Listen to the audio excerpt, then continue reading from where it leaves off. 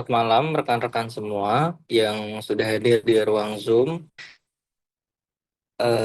Pernahkah teman-teman itu bayangkan bahwa ada sebuah penyusup nih masuk ke dalam rumah yang mengambil barang-barang berharga milik kita. Dan dia sudah tinggal di rumah itu selama kurang lebih 204 hari. Nah, tanpa kita sadari sama sekali eh, pencuri itu tuh sudah lama sekali berada di dalam rumah kita. Nah, menurut laporan IBM Security, itulah yang rata-rata terjadi pada perusahaan modern saat ini. Ketika data-data mereka itu mengalami kebocoran cyber. Nah, mereka itu baru menyadari setelah berbulan-bulan kemudian yang menyebabkan kerugian sampai 45 juta dolar. Nah, sebenarnya masalah utamanya itu bukan karena perusahaan tidak mempunyai antivirus. Nah, akan tetapi karena mereka itu kebingungan, ya. Kebingungan melihat jutaan bahkan miliaran data laporan harian yang menumpuk tanpa tahu artinya. Kayak itu kaya akan data tetapi bisa dikatakan miskin akan informasi.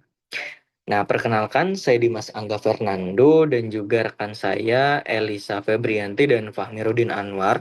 Dalam paparan online singkat ini akan menjelaskan bagaimana kita bisa memanfaatkan teknologi business intelligence sebagai tameng keamanan digital atau yang kita sebut sebagai security intelligence.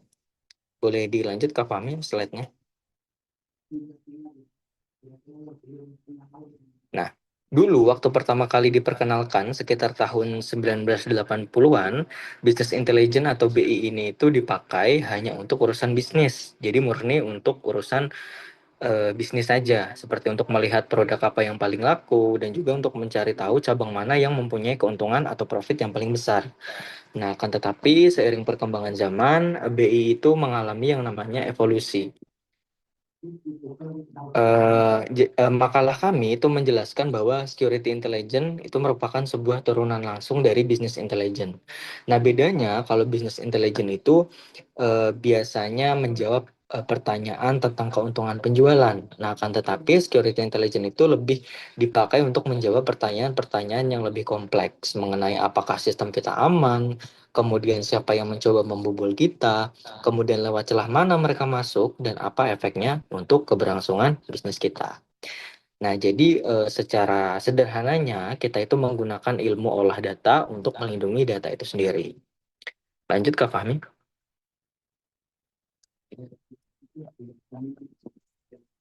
Nah,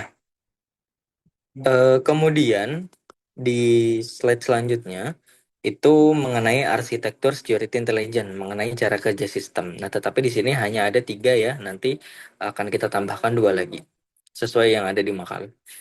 Lalu bagaimana cara kerja sistem ini di latar belakang? Nah, di dalam makalah kami sudah membaginya ke dalam 5 lapisan-lapisan yang bekerja sama secara otomatisasi. Di lapisan pertama itu ada sumber data. Nah, di sini kita itu mengumpulkan seluruh catatan aktivitas, mulai dari lalu lintas jaringan, kemudian aktivitas komputer karyawan, sampai dengan riwayat sistem cloud perusahaan. Nah, setelah itu ada lapisan kedua. Nah, lapisan kedua ini tugasnya adalah penyaringan data. Nah, karena datanya itu berjumlah jutaan bahkan miliaran dan bentuknya itu sangat berantakan dan tidak teratur ya. Nah, maka data ini tuh disaring dulu dan disamakan dulu formatnya secara real time agar lebih rapi. Nah, kemudian turun ke lapisan ketiga, yaitu penyimpanan. Nah, data yang sudah rapi tadi kemudian disimpan di dalam sebuah wadah besar, wadah digital untuk jangka waktu yang sangat lama.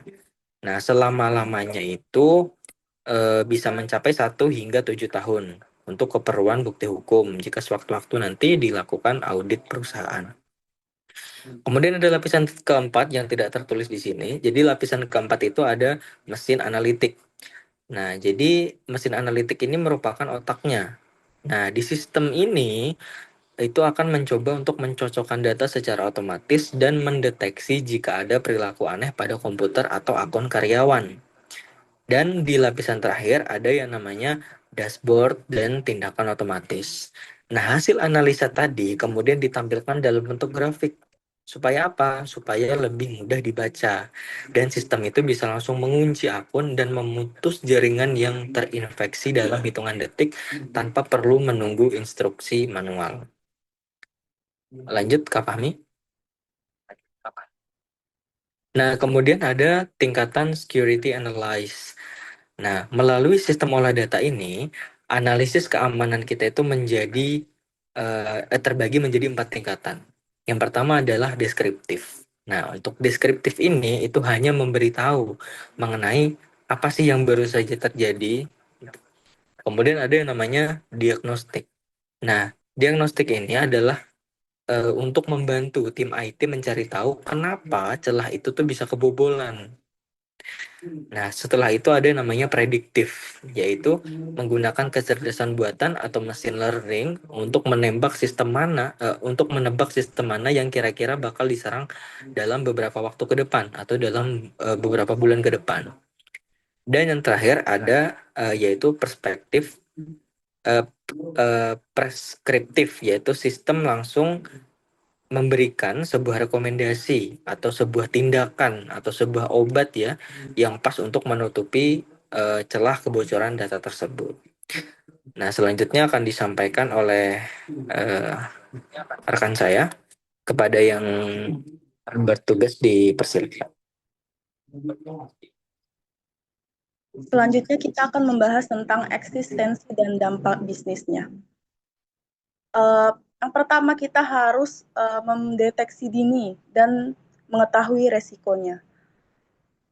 Untuk platform security intelligence ini berfungsi mendeteksi anomali secara dini sebelum meluas. Selanjutnya kita akan membahas tentang eksistensi dan dampak bisnis. Yang pertama adalah deteksi dini dan resiko.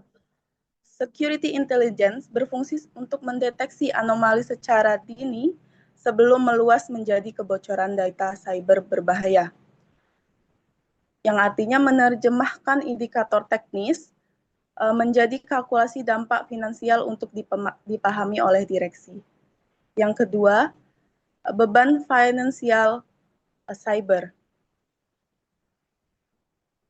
Laporan IBM Security tahun 2023 menyebutkan bahwa rata-rata kerugian pelanggaran data cyber secara global menyentuh 4,45 juta US dollar yang meliputi dari biaya penanganan dan ekskalasi internal sebesar 29%, biaya notifikasi dan regulasi serta hukum sebesar 6%, dan kerugian kehilangan bisnis dan kepercayaan sebesar 38%. Selanjutnya adalah relasi data dan keputusan. Yang pertama ada konektivitas log keamanan.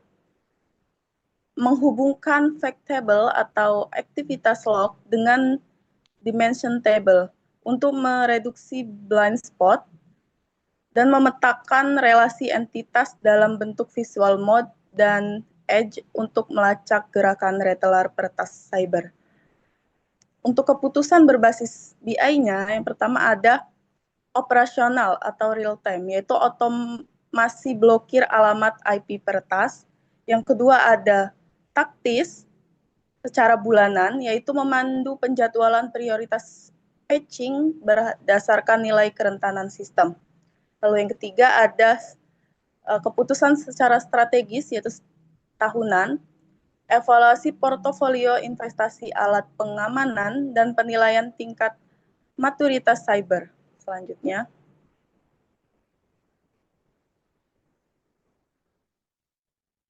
strategi dan framework SI.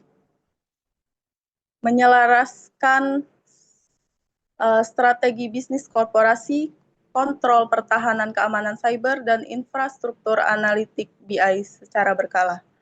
Lalu yang kedua ada standarisasi industri, yaitu mengadopsi model keamanan industri terkemuka seperti NIST, CSF 2.0, dan panduan kontrol dari CIS Counter V8. Lalu ada roadmap SANS, ada fase 1 yaitu sentralisasi log and SIM, fase 2 integrasi threat intelligence, dan fase 3 otomasi SOAR secara penuh. selanjutnya. Peranan data keamanan. Yang pertama ada 5 V, yaitu karakteristik big data. V yang pertama volume, yaitu mengelola data log berukuran terabytes per hari. Lalu ada velocity, kecepatan aliran data dan penyebaran eksploitasi cyber. Ada variety, log terbagi atas JSON, Silogs, dan binary cyber. Lalu yang keempat ada veracity, yang artinya menjamin keaslian log dari manipulasi penyerang. Lalu yang terakhir ada value, mencegah kerugian finansial bernilai miliaran rupiah. Lalu ada tata kelola dan regulasinya. Regulasinya diatur oleh UU nomor 27 tahun 2022, yaitu mengamanatkan kewajiban proteksi data nasabah secara ketat. Lalu ada PJOK nomor 11 PJOK titik 03 2023, yaitu tentang regulasi operasional cyber adaptif bagi ekosistem perbankan. Selanjutnya, untuk poin-poin selanjutnya akan dijelaskan oleh rekan saya.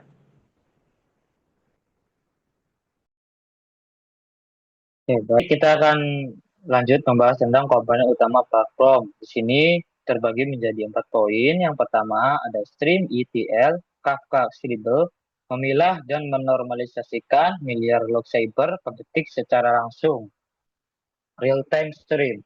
Yang kedua, UABA, Behavioral Engine, menerapkan algoritma cerdas untuk memetakan perilaku normal demi melacak potensi in cyber threat. Yang tiga, SEAM dan Security Data Lake, mesin analisis korelasi aktif berkecepatan tinggi yang dipadukan dengan media penyimpanan hemat biaya. Yang keempat, SOER dan Chip Integration, kombinasi taksonomi cyber eksternal, MITRE, ATT, NCK, dan script respon otomatis guna mempercepat resolusi. Selanjutnya, tahap implementasi BI, terdapat 4 poin juga. Yang pertama ada requirements. Requirements sendiri yaitu mengidentifikasi use case prioritas, pemetaan taktik ancaman via MITRE, ATT, dan CK. Yang kedua ada ETL and ingestion, yaitu log onboarding, normalisasi ke model data seragam, dan insertion data kontekstual. Yang ketiga, analistik Eng, pembuatan skenario korelasi log keamanan cyber dan model anomali perilaku UABA. Terakhir, yang keempat, ada orchestration, itu integrasi respons playbook otomatis berbasis SOAR dan development dashboard eksekutif.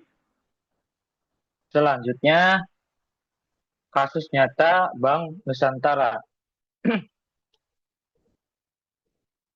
Metrik operasional dan bisnis durasi deteksi insiden MTTD. Pada tahun 2021 ada kasus 52 hari, sesudah 23 turun jadi 3,8 hari, turunnya 93%. Kedua, durasi resolusi kasus MTTR. Tahun 2021 31 hari, dan sesudah pada tahun 2023 2,1 hari, minus 93%. Tiga, tingkat alarm palsu, false positif. Per tahun 2021 yang angka 91%, sesudah di tahun 2023 itu 18%. Keempat, cakupan log monitoring. Tahun 2021 31%, dan sesudah pada tahun 2023 jadi 94%. Yang terakhir, kerugian finansial akibat serangan. Pada tahun 2021 185 miliar, dan sesudah tahun 2023 turun menjadi 9,2 miliar, minus 95%. Dalam 95% ini, efisien dan efektif mereduksi kerugian finansial Bank Nusantara pasca implementasi. Integrasi data log adalah fondasi krusial, menghabiskan 40% total alokasi energi. Tanpa adanya normalisasi data log cyber ini yang seragam, kapabilitas mesin learning tidak dapat berjalan dengan optimal. Kesimpulan utamanya untuk integrasi strategis analitika data dan pertahanan cyber, platform security intelligence berbasis kerangka BI bukan sekedar instrumen pelaporan pasif, melainkan senjata strategis pertahanan aktif. Hasil studi kasus perbankan buktikan penurunan financial loss secara drastis hingga 95%. Untuk rekomendasi strategis, yaitu awali implementasi melalui pendekatan use case driven untuk menargetkan prioritas risiko bisnis. Tingkatkan kualitas standarisasi log cyber internal secara menyeluruh sebelum berimigrasi ke algoritma kecerdasan buatan. Baik, terima kasih presentasi dari saya. Saya kembalikan ke moderator untuk penutupan. Terima kasih kepada Saudari Elisa dan Saudara Fahmi yang telah memberikan paparannya. Nah, sebagai penutup pada paparan online kita pada hari ini, kesimpulannya adalah olah data, business intelligence, dan juga keamanan IT itu tidak bisa kita anggap remeh lagi dan tidak bisa kita pisahkan lagi. Nah, di era digital yang sangat berkembang seperti sekarang ini, kemampuan kita dalam menganalisa data keamanan secara cepat itu akan menentukan apakah bisnis kita itu bisa selamat dari serangan cyber atau tidak. Nah, penerapan teknologi ini juga membantu perusahaan di Indonesia untuk mematuhi regulasi pemerintah seperti yang disampaikan rekan saya tadi, yaitu seperti Undang-Undang Perlindungan Data Pribadi atau UU PDP yang mewajibkan laporan cepat jika terjadi sebuah kebocoran data. Nah, saya Dimas Angga Fernando dan rekan saya Elisa Febrianti dan Fahmi Rudin Anwar mengucapkan terima kasih banyak atas perhatian rekan-rekan semua dan atas perhatian Bapak dosen. Sampai jumpa pada kesempatan yang akan datang. Tetap aman di dunia cyber dan selamat malam.